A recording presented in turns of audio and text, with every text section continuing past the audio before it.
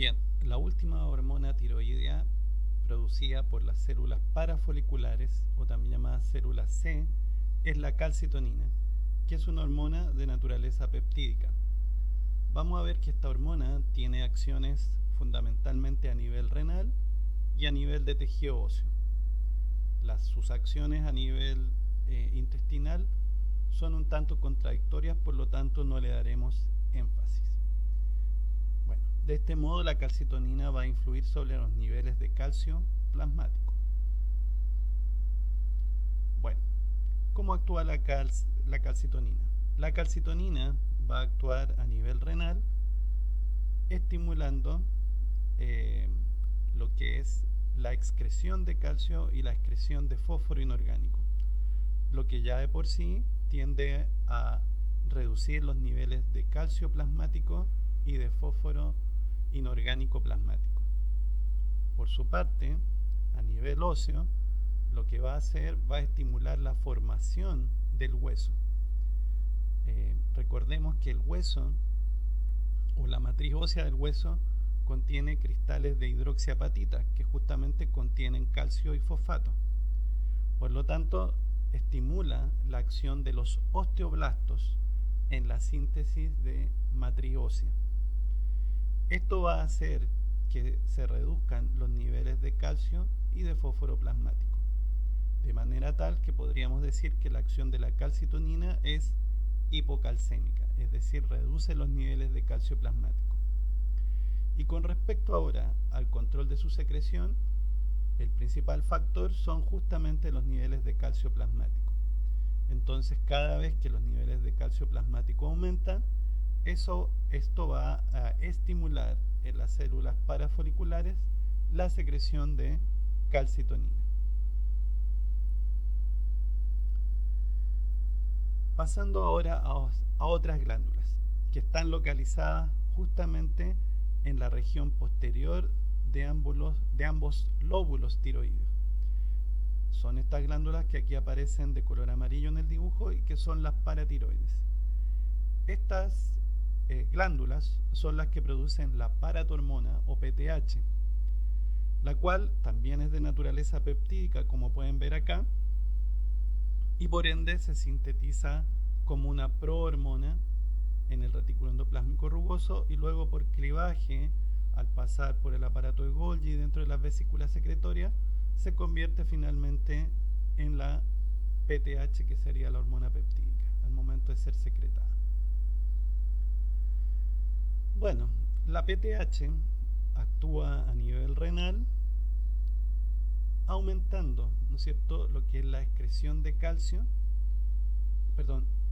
disminuyendo la excreción de calcio y aumentando la excreción de fósforo inorgánico.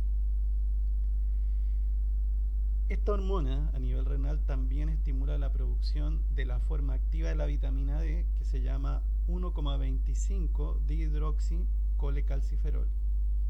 Esta forma activa de la vitamina D actúa a nivel intestinal, aumentando la absorción de calcio y de fósforo inorgánico. Entonces, si por un lado sumamos a que aumenta la absorción intestinal de calcio y por otro lado reduce la excreción de calcio, nos vamos a dar cuenta rápidamente que su acción ya es, por estas dos simples razones, hipercalcémica. A nivel óseo, lo que va a estimular es la resorción ósea, es decir, la degradación de la matriz ósea.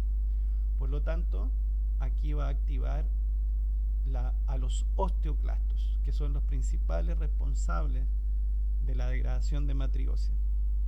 Entonces, por un lado, estimula la acción osteolítica de los osteoclastos y también actúa sobre los osteocitos, estimulando su actividad osteolítica. Estas células degradan matriz ósea y entonces liberan calcio y fósforo inorgánico a la sangre. Por lo tanto, el efecto neto de esta hormona es elevar los niveles de calcio plasmático y de fósforo inorgánico. ¿Cómo se controla su secreción? Bueno, por el calcio plasmático. Cada vez que se reduce el calcio plasmático, se estimula entonces la secreción de la paratormona, la cual va a restituir los niveles de calcio aumentándolos. Bueno, como hemos visto, la vitamina D juega un rol importante en el metabolismo del calcio. Entonces, con respecto a la vitamina D, una parte de la vitamina D o un metabolito de la vitamina D, que sería el calciferol, se obtiene a través de la dieta, y otra parte de esta se sintetiza en el organismo, y para eso requiere la exposición a la luz ultravioleta. Luego, al pasar por el hígado,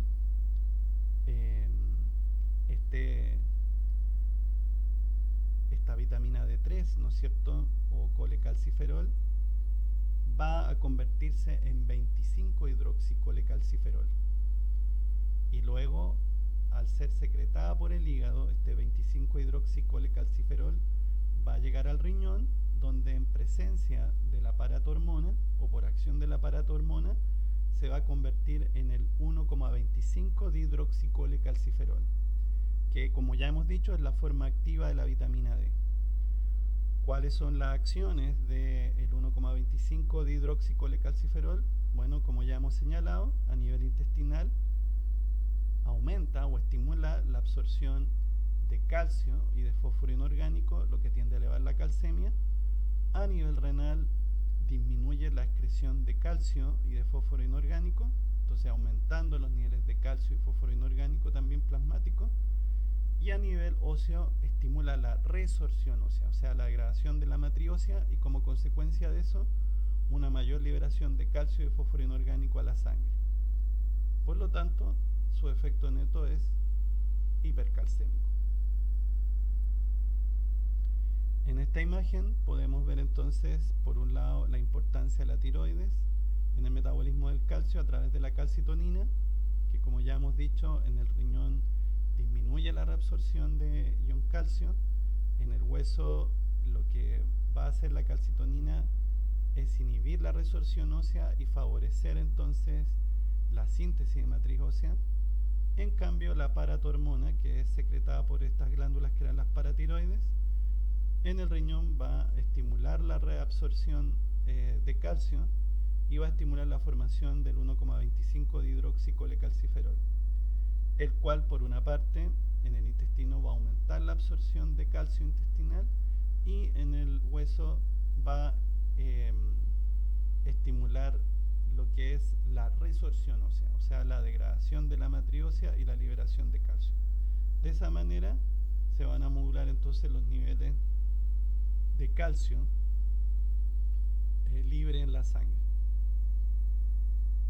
Entonces, como vemos en este gráfico, aquí tenemos la paratormona, y aquí tenemos la calcitonina, y aquí tenemos la concentración plasmática de calcio. Entonces, lo que nos muestra este gráfico es que a medida que disminuye la concentración de calcio plasmático, va aumentando los niveles plasmáticos de paratormona. En cambio, en el caso de la calcitonina, a medida que se reducen los niveles de calcio plasmático, va a disminuir, ¿no es cierto? Y a medida que aumentan los niveles de calcio plasmático, la calcitonina va a aumentar.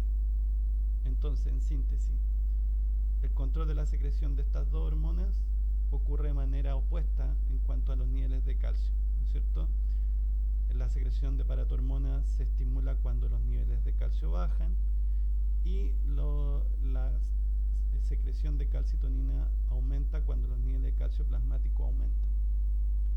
La calcitonina, recordemos que sus acciones son hipocalcémicas, y las de la paratormona van a ser hipercalcémicas.